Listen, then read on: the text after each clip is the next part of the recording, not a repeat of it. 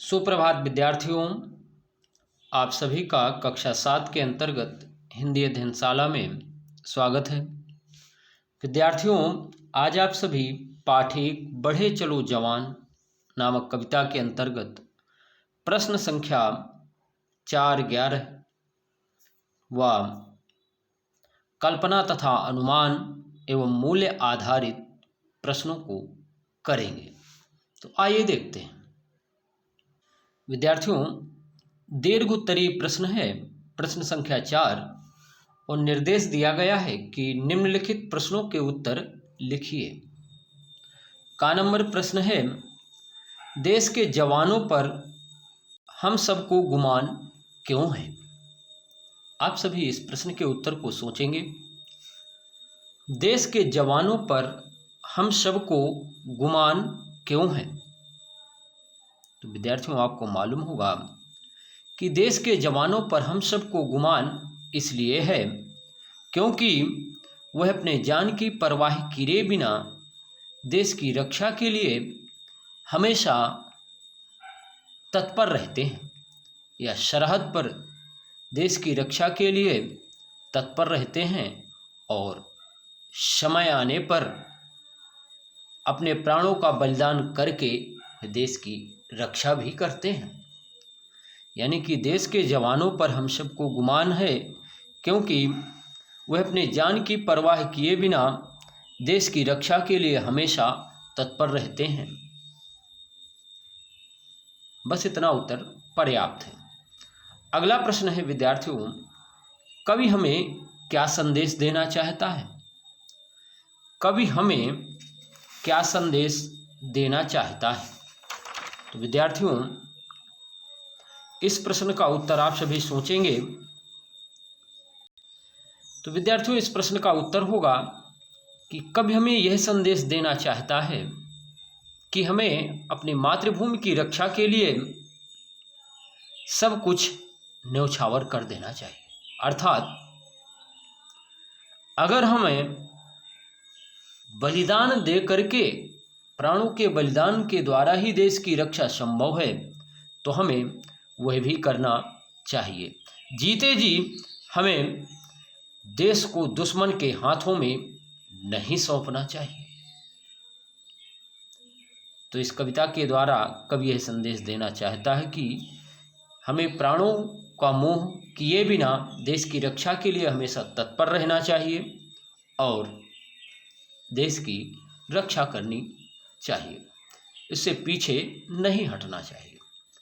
गा नंबर प्रश्न है, देश स्वार्थ से ऊपर है, अतः हमें किस प्रकार मातृभूमि के लिए समर्पित होना चाहिए? विद्यार्थियों, इस प्रश्न का उत्तर होगा कि देश की रक्षा के लिए भारत माता के सच्चे सपूत बनकर सब सुख त्याग कर हर कष्ट सहने के लिए तैयार रहना चाहिए।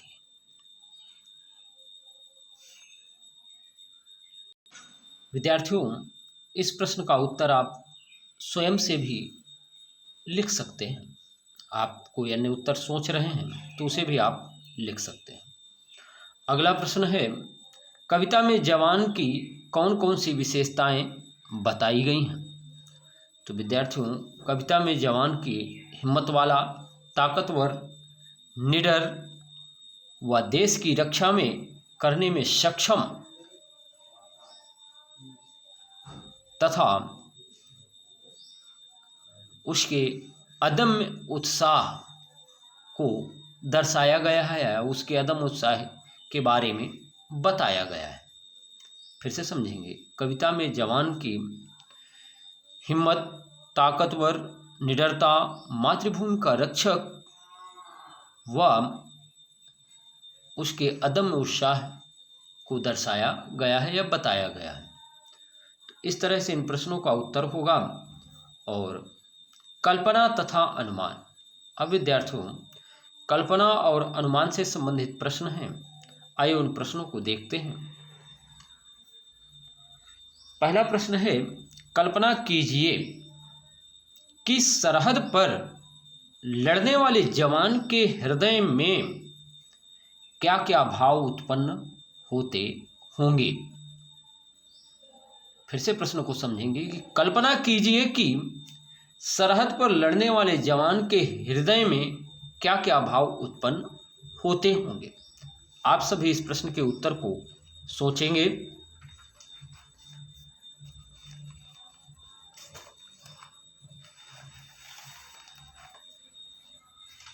तो विद्यार्थियों, आप सभी ने उत्तर सोच लिया होगा।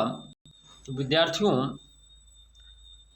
मेरे विचार से देश के लिए मर मिटने का भाव, घर परिवार की याद व दुश्मन को खत्म करने जैसे विचार आते होंगे।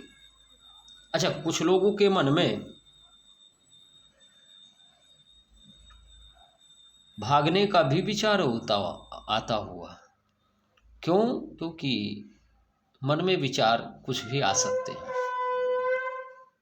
अब देश के लिए मर मिटने का भाव, पहला पॉइंट है कि देश के लिए मर मिटने का भाव वो कैसे। विद्यार्थियों, आपको मालूम होगा, विद्यार्थियों, देश के लिए मर मिटने के भाव का तात्पर्य यह बिल्कुल भी नहीं है कि शत्रु खड़ा है और सैनिक जाएं कह दें आइए हमें मार दीजिए। यह बिल्कुल भी नहीं है। देश की रक्षा के लिए या देश की रक्षा करते हुए मर मिटने का भाव। अब जैसे विद्यार्थियों, सैनिकों के लिए देश की रक्षा ही सर्वोपरि है। अगर वह सरहद पर रहते हैं, अब मान लीजिए शत्रु से मिल जाते हैं, तो ऐसी स्थिति में क्या होगा? उनके प्राण बच जाएंगे विद्यार्थियों, लेकिन देश शत्रु के अधीन हो जाएगा। जब सैनिक मिल जाएंगे तो जो शत्रु देश है वो हमारे देश पर अधिकार कर लेगा और हमारा देश उसके अधीन हो जाएगा। ऐसी स्थिति में वह देश की संपदा को लूट लेंगे, यानी वे शत्रु हमारे देश की जो संपदा है, जो संपत्ति है, लूट लेंगे और लोगों पर अत्याचार या जुल्म करने लगेंगे। इसलिए सैनिकों को प्राणों की परवाह किए बिना विद्यार्थियों देश की रक्षा करनी चाहिए। आप बात को हमारी समझ गए होंगे। तो पहला पॉइंट क्या है कि देश के लिए मर मिटने। अब मर मिटने एक आपने पॉइंट बनाया और इसमें आप लिख सकते हैं जो भी हमने आपको बताया कि सैनिकों के लिए देश की रक्षा सर्वोपरि है। मान लीजिए अगर वह सरहद पर रहते हुए शत्रु से मिल जाते हैं तो ऐसी स्थिति में उस सैनिक के तो प्राण बच जाएंगे, लेकिन जो शत्रु देश है वह हमारे देश पर अधिकार कर लेगा और हमारा देश उसका गुलाम हो जाएगा। और जब हमारा देश गुलाम हो जाएगा तो देश की संपदा को शत्रु लूटेंगे, लोगों पर अत्याचार करेंगे, जुल्म करने लगेंगे। इसलिए सैनिकों को प्राणों की परवाह किए बिना अपने देश की रक्षा करनी चाहिए। अब बात को समझ गए होंगे। दूसरा पॉइंट था कि घर परिवार की याद। अब जब सरहद पर रक्षा करते हैं तो विद्यार्थियों क्या होता है कि सैनिकों के मन में भी देश की सुरक्षा करते हुए लंबे समय से विद्यार्थियों छुट्टी ना मिल पाने के कारण या घर से सदस्यों से ना मिल पाने के कारण भी सैनिकों को माँ बाप, पत्नी, बच्चों व भाई बहन की भी याद जरूर आती होगी। लेकिन विद्यार्थियों उनके लिए तो देश सर्वोपरि है। अब आप कल्पना कीजिए कि आप एक सैनिक हैं और देश की रक्षा के लिए युद्ध लड़ रहे हैं और इसी बीच आपको सूचना मिलती है कि आपके माता पिता या बच्चे या भाई या बहन किसी की भी हालत बहुत खराब है। तब आप क्या करेंगे? तो आप में से कुछ लोग सोचेंगे या जो कमजोर दिल के होंगे वे युद्ध के मैदान से पीठ दिखाकर भाग खड़े होंगे, लेकिन जो विद्यार्थियों समझदार होंगे वे अपने कर्तव्यों में अंतर करना समझते होंगे और वे घर परिवार बाल बच्चों से बढ़कर देश की रक्षा के दायित्व को समझेंगे और वह अंतिम समय तक उस लड़ाई में शत्रु से लड़ेंगे और घर के लिए वापस नहीं आएंगे। तो ऐसी स्थिति में घर परिवार की भी याद आती होगी, लेकिन उन सबसे बढ़कर के देश की रक्षा है। तो आप बात को समझ गए होंगे। आइए आगे बढ़ते हैं। तो इसमें 2 पॉइंट हैं। पहला है देश के लिए मर मिटने का भाव, दूसरा है घर परिवार की याद, जो हमने अभी आपको बताया, और दुश्मन को खत्म करने का विचार कि अब जीत अंतिम समय तक लड़ते रहना है और जब तक खून की या लहू की एक भी बूंद है शरीर में तब तक पीछे नहीं हटना, और चाहे मौत ही सामने क्यों ना खड़ी हो। क्योंकि विद्यार्थियों, युद्ध या लड़ाई में जीत हार अपनी जगह है, लेकिन देश के लिए सर्वोपरि है। आइए आगे देखते हैं। अगला प्रश्न है विद्यार्थियों, कल्पना कीजिए कि यदि आपको देश की रक्षा करने का मौका मिले तो आप किस तरह अपना कर्तव्य निभाएंगे। आपका अपना व्यक्तिगत उत्तर भी हो सकता है। मेरे विचार से आप यह भी सोच रहे होंगे कि सरहद पर डटना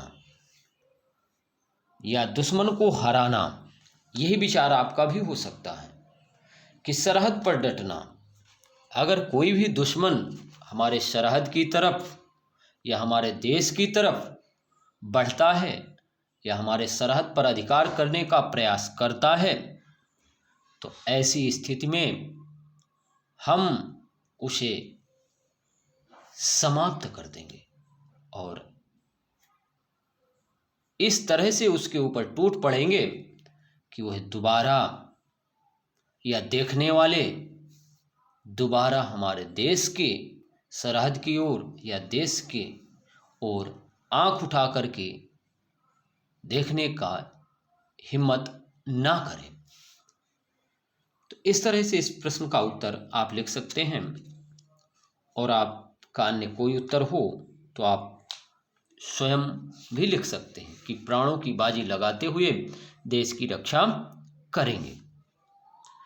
अगला प्रश्न है विद्यार्थियों, bonus question of the day, कि राष्ट्रीय ध्वज में रंगों का सही क्रम क्या है, बताइए। राष्ट्रीय ध्वज में रंगों का सही क्रम क्या है, बताइए। तो विद्यार्थियों, bonus question of the day है कि राष्ट्रीय ध्वज में रंगों का सही क्रम क्या है, बताइए। तो इस प्रश्न का उत्तर आप ऑनलाइन एग्जाम के माध्यम से दे सकते हैं। आइए आगे देखते हैं। विद्यार्थियों, यहाँ पर अभी आपने कल्पना तथा अनुमान से संबंधित प्रश्नों को समझा। अब मूल्य आधारित प्रश्न है। का नंबर की देश के लिए आप किस प्रकार की कर्तव्य परायणता का पालन करते हैं, अपने शब्दों में लिखिए। तो विद्यार्थियों, इसमें आप 2-3 पॉइंट है सोच करके लिख सकते हैं, जैसा कि आदर्श नागरिक बनना और कर्तव्यों का पालन करना तथा सबके साथ सौहार्दपूर्ण व्यवहार करना। सौहार्दपूर्ण का मतलब यह है कि मित्रवत व्यवहार करना।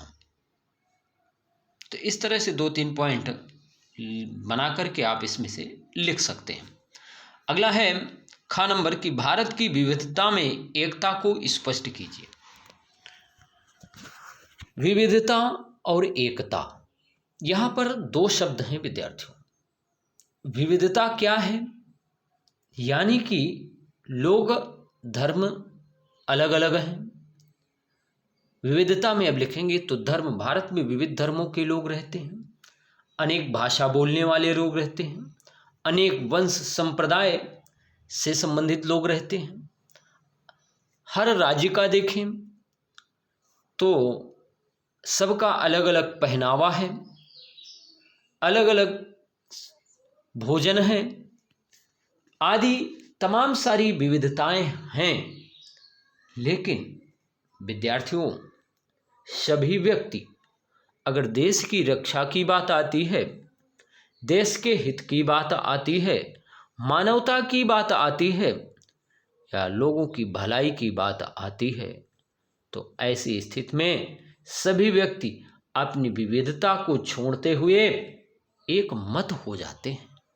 अर्थात सभी भली भांति जानते हैं कि इन सभी से बढ़कर के देश की रक्षा सर्वोपरि है।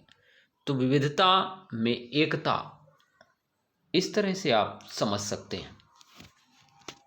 विद्यार्थियों, इन दोनों प्रश्नों के उत्तर लिखेंगे और प्रश्न संख्या 11 में है, कविता में से क्रिया शब्द छांट कर लिखिए।